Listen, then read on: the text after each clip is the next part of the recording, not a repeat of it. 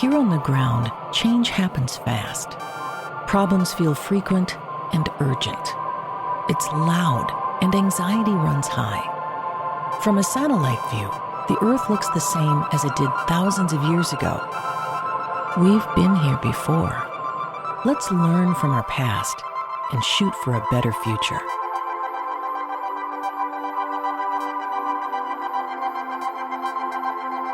Hello and welcome to another episode of A Satellite View. I'm Todd Mikkelson, your host, speaking at you from Saturday, January 13th, 2024, our second show of the new year.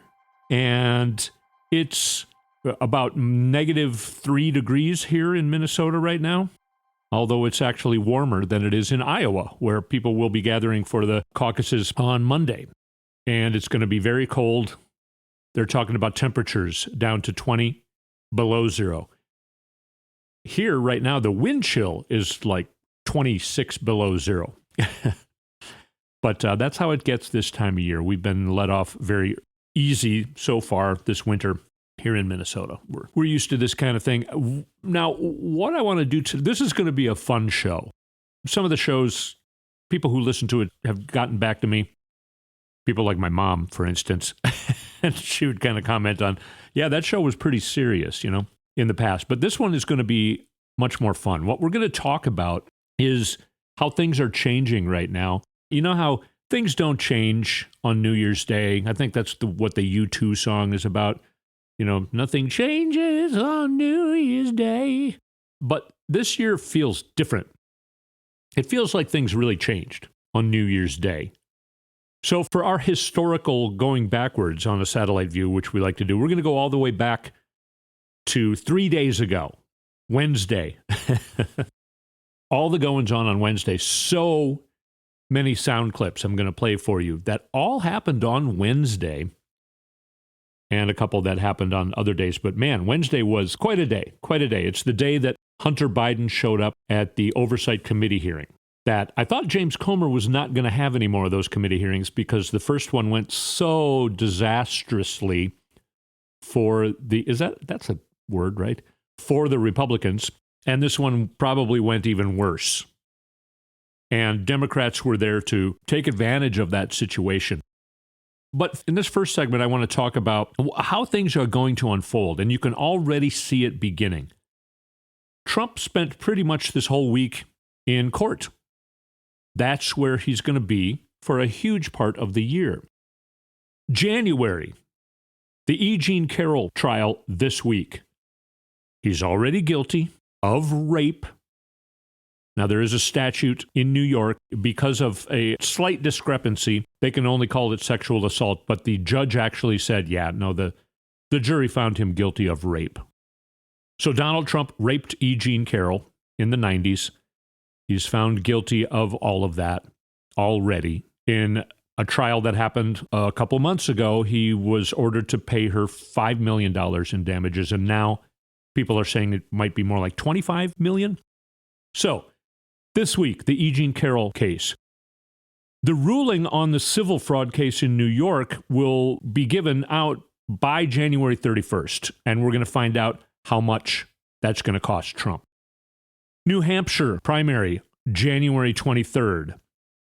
And then, of course, Iowa is this Monday. So, okay, that's January, right? February, Trump will be having a constant meltdown over everything that happened in January because he's going to have a horrible January. So he's going to be melting down, putting up posts on Truth Central, whatever that's called, and probably trying to grab the microphone as many times as he can, saying incredibly hurtful to himself things, which he has been doing already. And then the South Carolina, I can't remember if it's a primary or caucus. I think it's a primary on February 24th. March, there's a decent chance that he will be convicted in the January 6th hearing. Judge Chutkan is going to oversee that. Right now, it's scheduled for March 4th. People are saying there's a chance it could be delayed. But it's looking more like it won't be delayed now than it did 3 weeks ago. If it's not delayed, there's a very good chance that he will be convicted by the end of March. Then we also have pending the Stormy Daniels hush money case. That's a criminal case. She was threatened by Trump. It was a very mob sort of thing. She was getting in her car. She had one of her kids with her, and somebody basically came up and, wow, you're a beautiful woman. It would be a shame to see something bad happen to that pretty face of yours. Then she was forced to sign an NDA, and then they paid her to sign the NDA. If the March Judge Chutkan date gets delayed, there's a chance that the Stormy Daniels hush money case would take its place in March, might try and slip in there. And it would have to happen then before May, where the top secrets document, the Mar-a-Lago case is scheduled right now for May, I believe late May. And then in August, the Georgia RICO case. So 4 criminal cases, one of which might actually take place in March. There's a chance the August RICO case would be still going on then on Election Day. We've kind of gone through the calendar here, which of course has Trump sitting in courtrooms for most of the year. Now, Iowa happening on Monday. DeSantis has been running a huge campaign. Now, of course, he's only been doing it in Iowa, and Nikki Haley's been running a huge campaign, but pretty much only in New Hampshire. These are the first 2 states to go for the Republican primaries, and one's a caucus, but, they call it primary season. So in Iowa, first of all, there could be low turnout because the weather is insane and is going to be insane on Monday. Tons of snow, blizzard conditions, dangerous. Blizzard conditions means you could die. Up here in Minnesota and Iowa, places like this, we know that.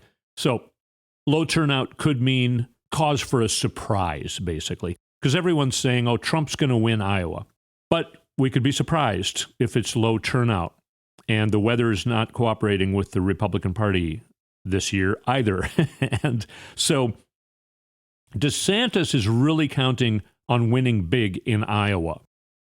People don't think he can beat Trump, but now he's being threatened by Nikki Haley.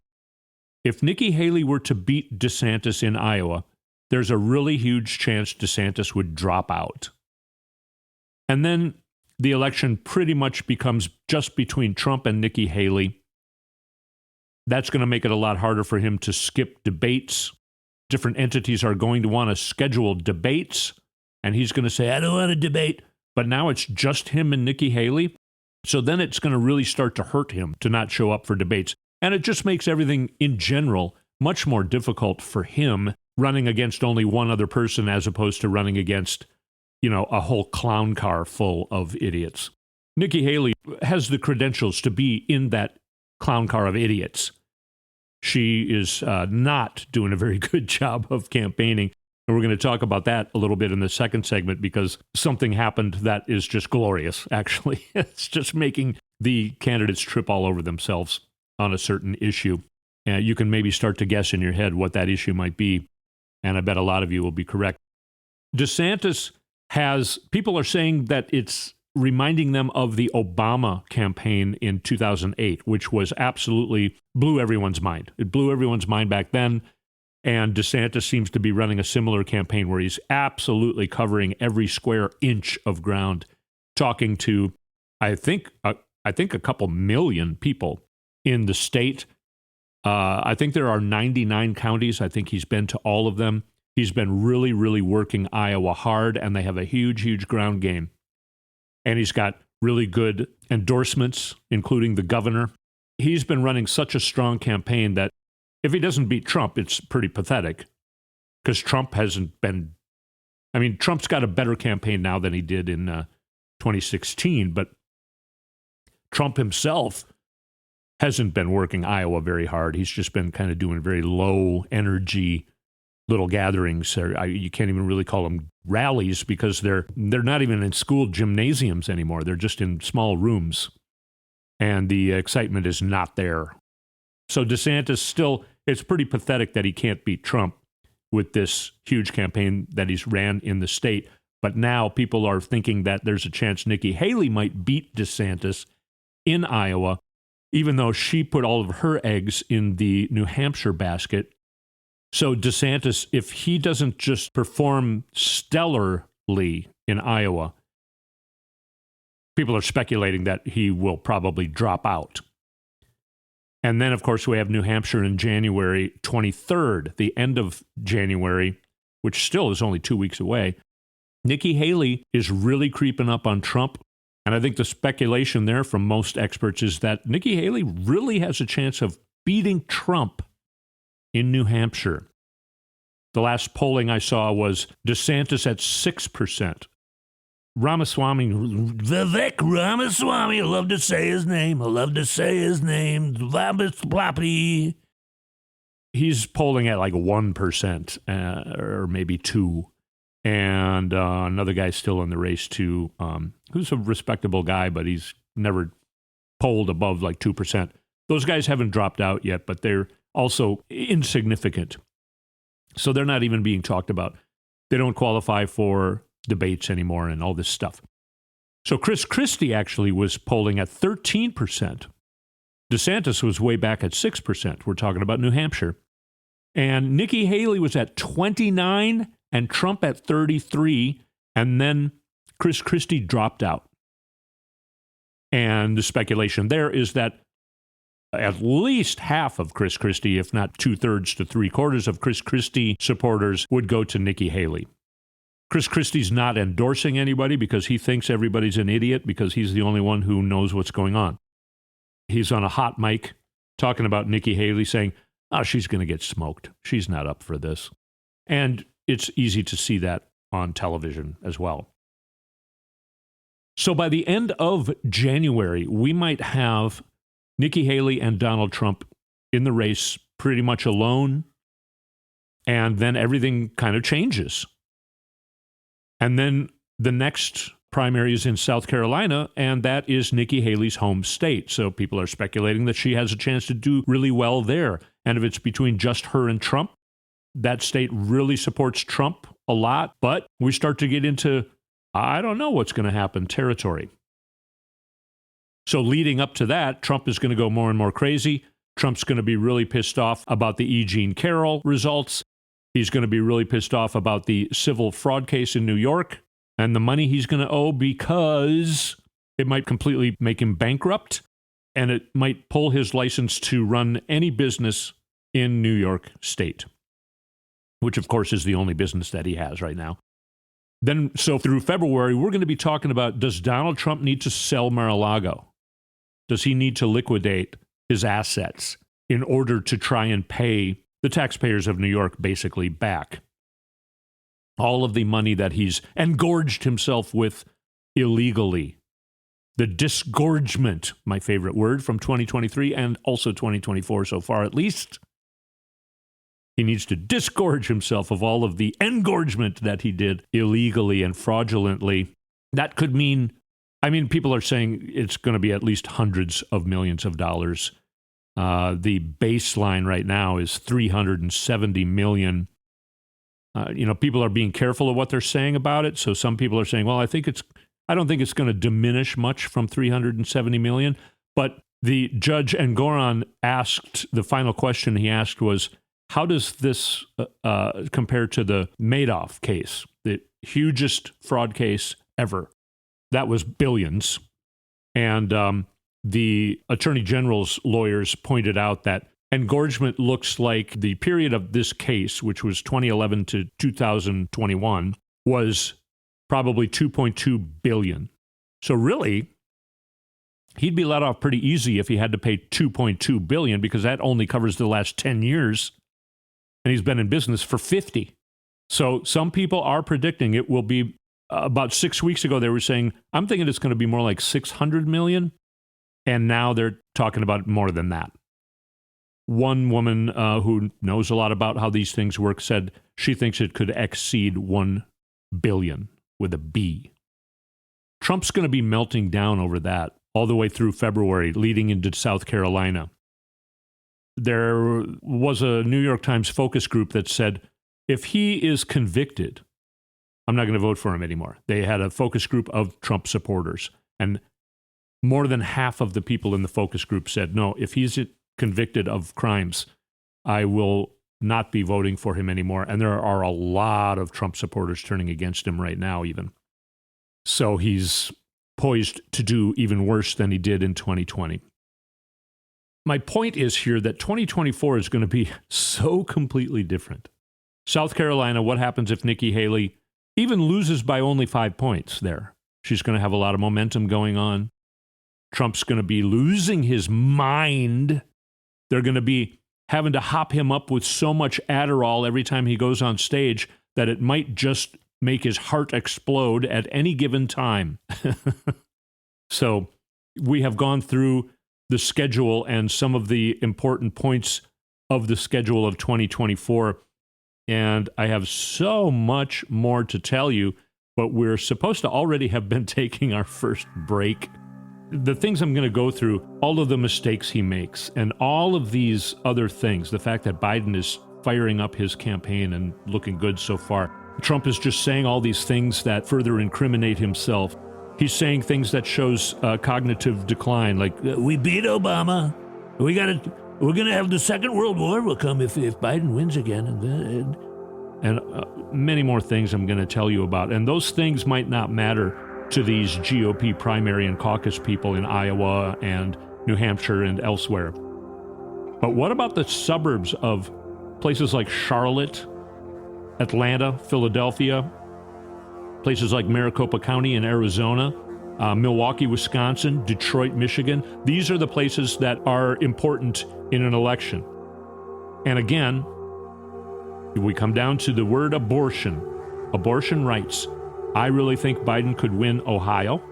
When we come back, I'm going to tell you about something going on in Florida right now that is pretty surprising, and we'll start there after we take a short break.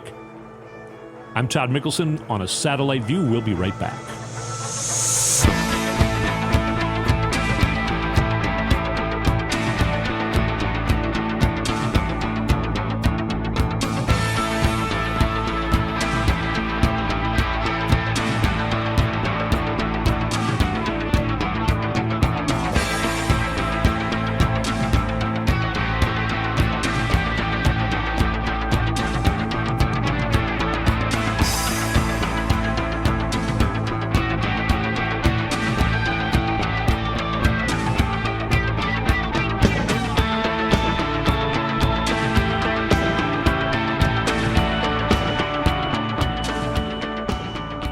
And we're back on A Satellite View. And like I said, I was going to tell you what's going on in Florida right now. It's pretty surprising because we think of Florida as being crazy DeSantis land. And he is trying to, it's being held up in court right now, but he's trying to get a 6-week abortion ban, which of course will ensure the death of women. They don't care. That's what they want. But you got to remember that there are normal American people living even in Florida. Here's a report from NBC News. A proposed amendment to enshrine access to abortion in Florida's Constitution moved one step closer to appearing on the November ballot after a coalition of reproductive rights advocates surpassed the required number of validated signatures on Friday, just a week ago. Floridians Protecting Freedom is the group leading the ballot effort. They collected more than 910,000 validated signatures of registered voters. At least 150,000 of the collected and validated signatures came from registered Republican voters, underscoring the broad support for abortion rights across political lines. Because the vast majority of Americans, and even the vast majority of Republicans, want women to not die. Talking about other things that are going to hurt Trump.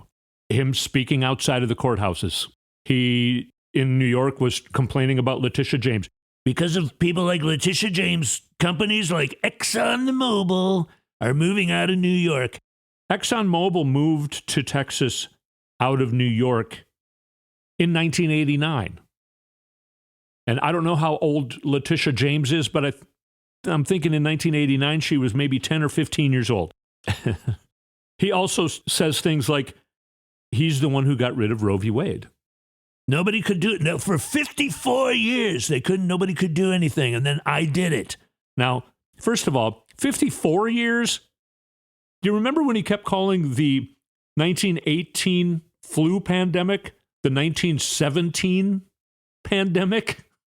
For some reason, he changed it, and he just kept repeating that. Like he kept insisting on being wrong, or he didn't know he was wrong. I don't know. Where does that get put in his head? Roe v. Wade was valid for a little short of 50 years, and now he's changed it to 54 years, just to add to the absolute craziness. I got rid of Roe v. Wade. But we got to win elections, so we got to come up with something that people like, that everyone likes. In answering a woman's question about what he would do with abortion, because this woman is very pro-abortion and wants it to be banned completely, he said, well, we can't ban it completely until after we're elected. We have to get elected. So we have to come up with a lie. We got to lie first so that we can get elected. Tell a lie that everyone likes so we get elected. These are things you talk about when you're with your election crew. You don't go on national TV and announce.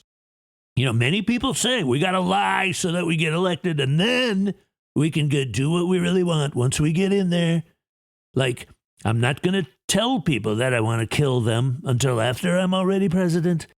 The whole SEAL Team 6 thing, which he is not denying. He was asked about it now. His lawyer made an idiot of himself. If you don't know what I'm talking about, it was in the case where Trump is trying to gain immunity for the office of the president.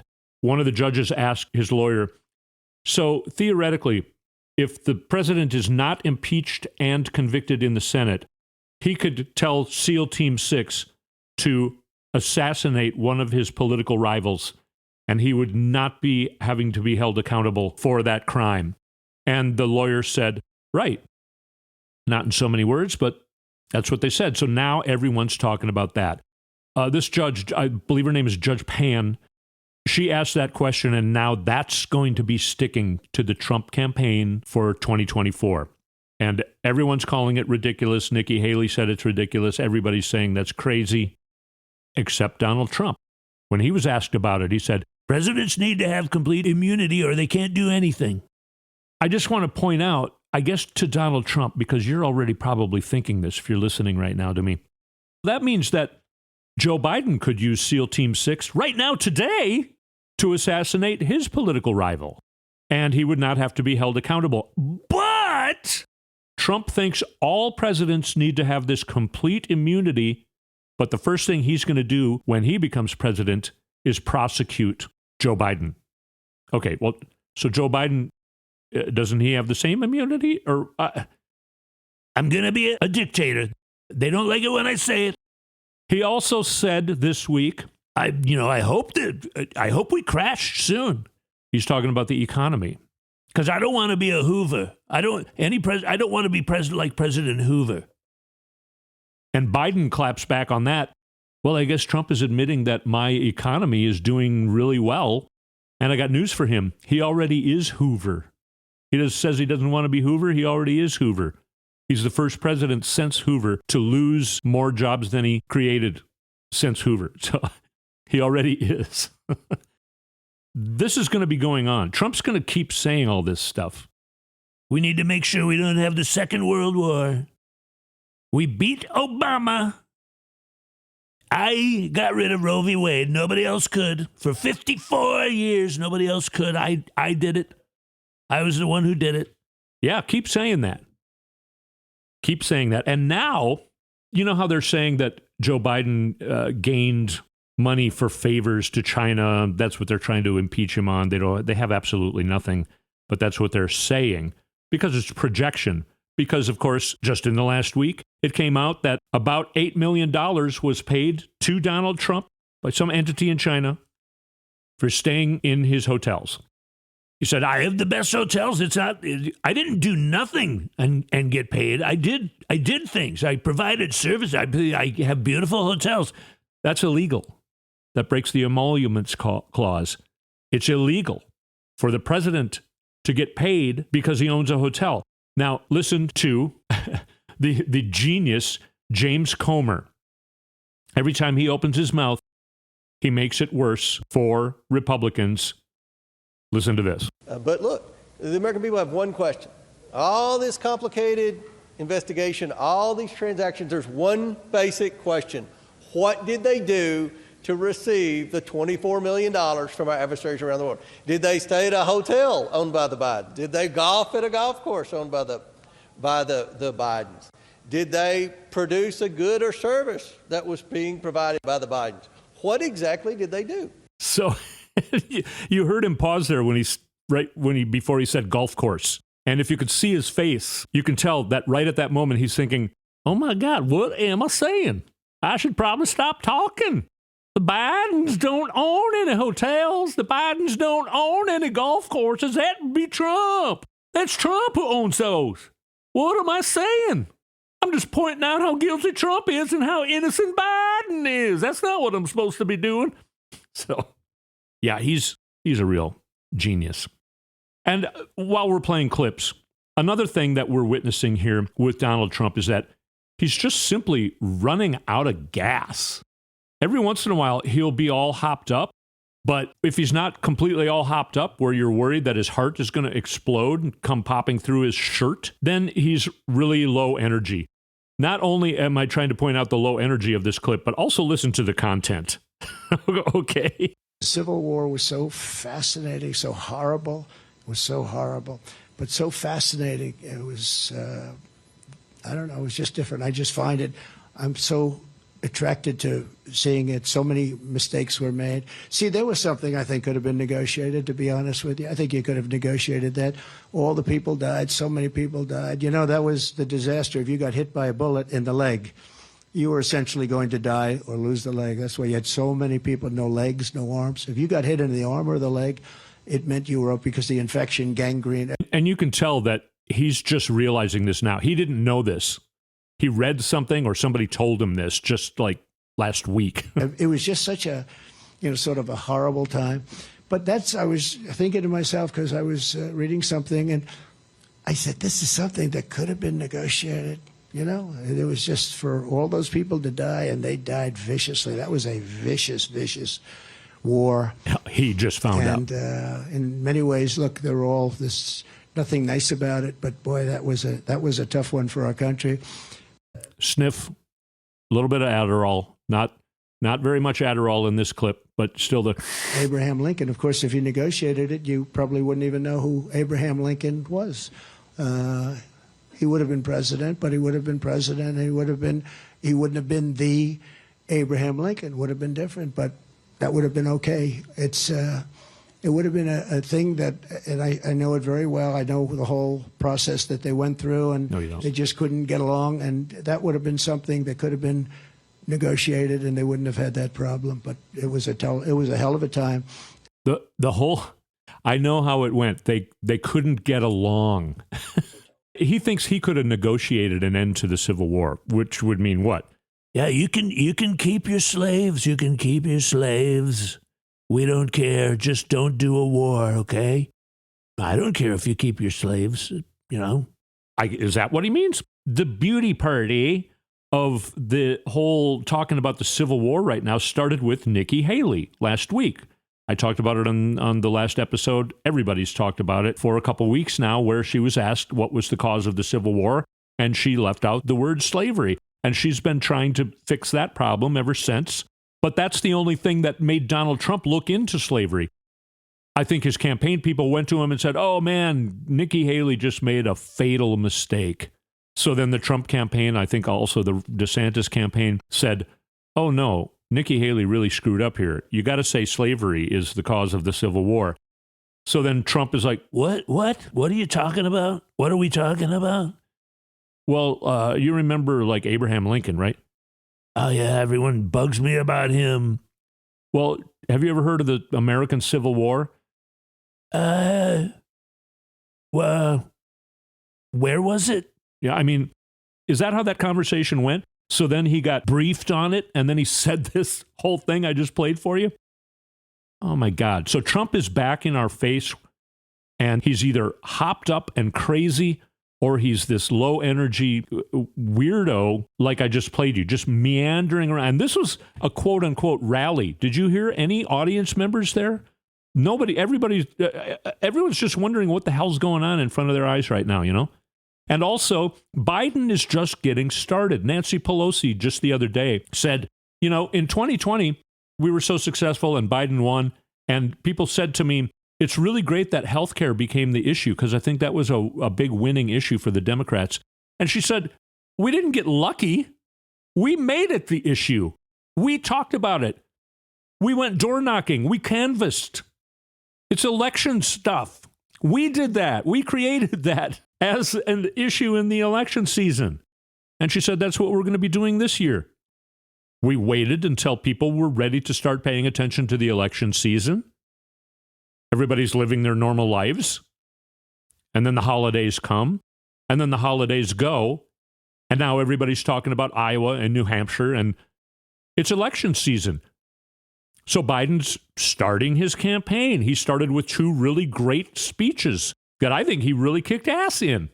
And there are reports about Trump supporters, former Trump supporters, and other people who are just kind of like, I don't know about Biden, who watched those speeches. And it's like, you know, he's a really good guy. I am going to support him. That's going to be happening more and more, along with the less and less support. GOP's losing people, regular people, and people in Congress who don't want to run for re-election and are even just abandoning their constituents and walking out of their office right now, including former Speaker of the Minnesota State House, Kurt Dowd. He just announced a couple days ago that he's just walking out on his constituents before this next session in 2024. So his constituents will have nobody representing them. Yeah. Also, another thing, we're talking about Jeffrey Epstein again. Who did that? Who got that going? I don't even know. But, you know, this talk about releasing these lists, a lot of it is stuff that we talked about years ago.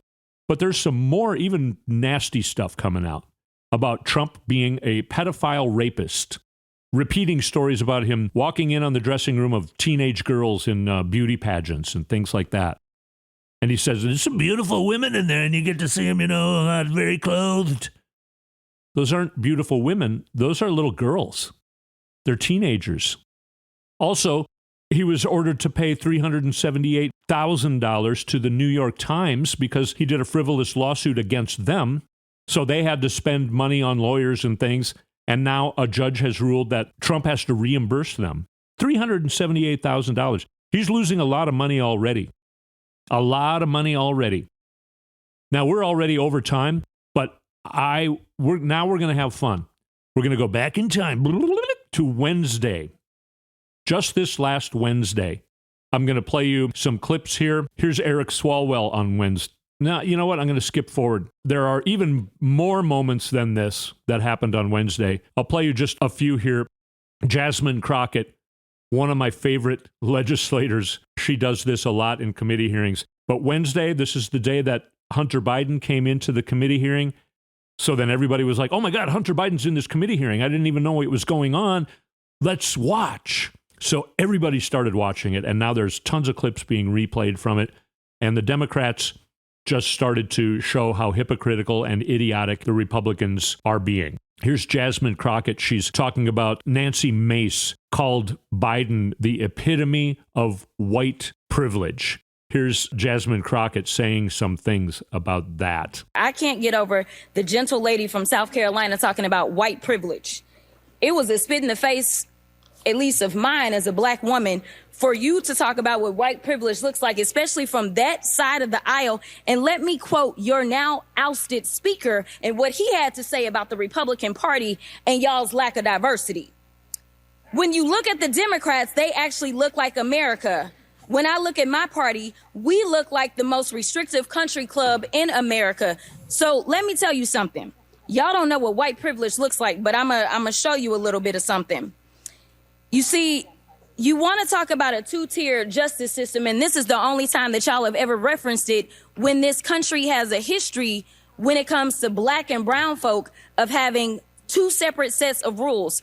And right now what you want to do is have two separate sets of rules because Mr. Moskowitz offered y'all a fair situation. He said he would vote for Hunter to be held in contempt if y'all voted to hold all, even if you remove all of the members of Congress. There's still other people that y'all haven't decided that y'all have excuses for, but y'all don't want to hold them in contempt. But for some reason, it makes sense to hold Hunter Biden in contempt, who has tried to comply. And let me tell you why nobody wants to talk to y'all behind closed doors, because y'all lie.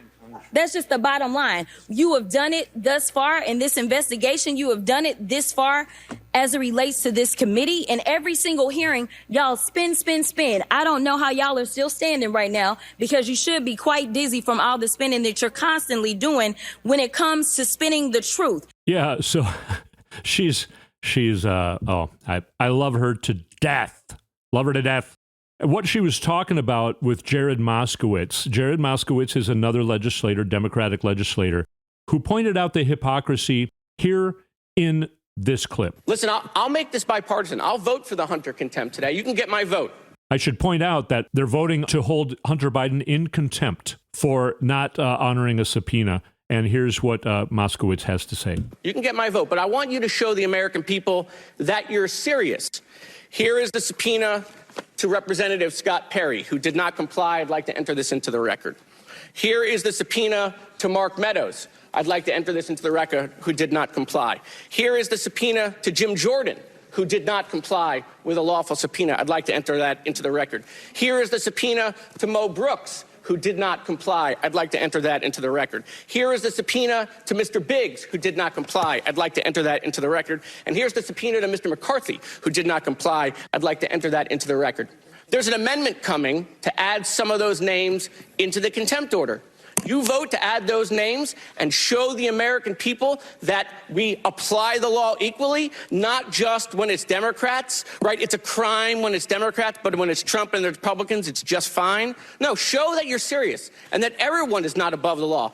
Vote for that amendment, and I'll vote for the Hunter Biden contempt. I yield back. So that's what Jasmine Crockett was talking about when she referred to Moskowitz. There's still more that I think we're going to try and play here. Here's more Jasmine Crockett finishing out her 5 minutes. And juries are comprised of American citizens, and the people that have entered pleas of guilty that will be flipping on your leader in a minute, they are Republicans. I do want to point that out. And half of them were Republicans that were handpicked by Donald Trump himself. So, to be clear, whatever happens to your little leader, it's going to be because of the actions that he took.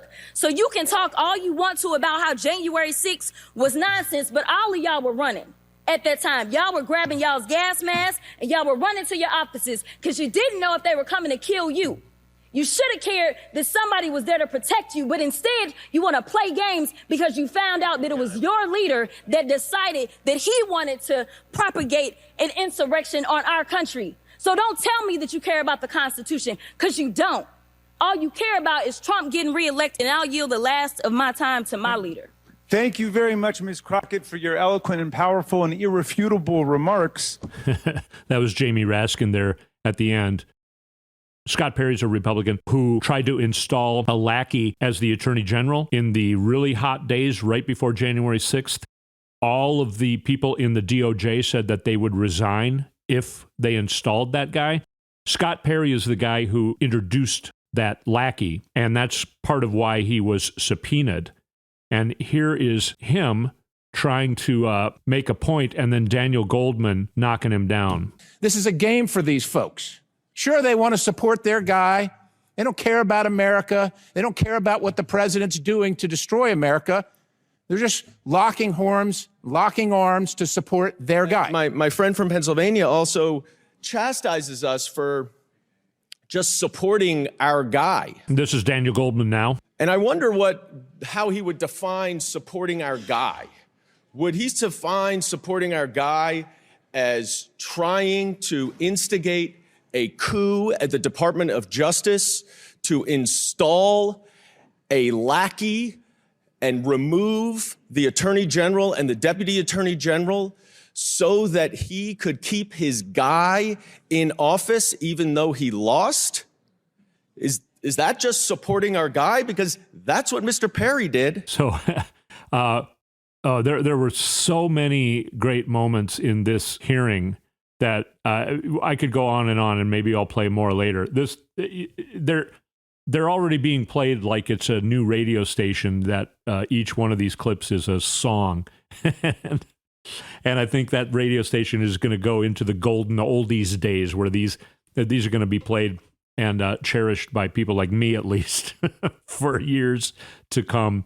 It was quite an incredible day, and it was the same day that Trump did that town hall meeting where he said that, only I could have got rid of in 54 years, nobody else. All of that happened in the same day. There were also moments that was the same night as the debate between DeSantis and Nikki Haley. Wow, what a day it was. And the news continued the next day when Trump threw a tantrum in court at one of the many court hearings that he's involved in. Yeah, so many things piling up against the Republicans already in 2024, and we're only 13 days in. It's going to be majestic. I'm already having fun watching it. I'm having more fun watching congressional committee hearings than I had when I went to the Barbie movie. Not putting down the Barbie movie, but I am more entertained by... That might say something about me that's maybe sad, but I'm having more fun watching these congressional committee hearings than I had when I watched the movie Barbie. So anyway, all right, way over time. Thank you so much for sticking around and listening. Remember, we all got to stick together. I want to inform you about all of these things going on so that hopefully you don't have to live in a panic like major media wants you to, because that's what brings in the viewers for them. No, we're talking about what's really going on here. So I spend my time looking into what all this stuff is, playing you all these clips. I hope you had fun listening to it as well. We need to stick together so that we can help each other argue for what's good and argue against what's bad. That's what we're trying to do here on A Satellite View. Thank you so much for listening. We'll talk to you next week.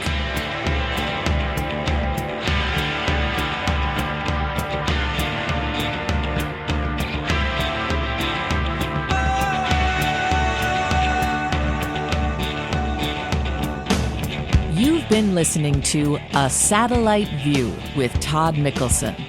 Go to toddmikkelson.com for links and more information.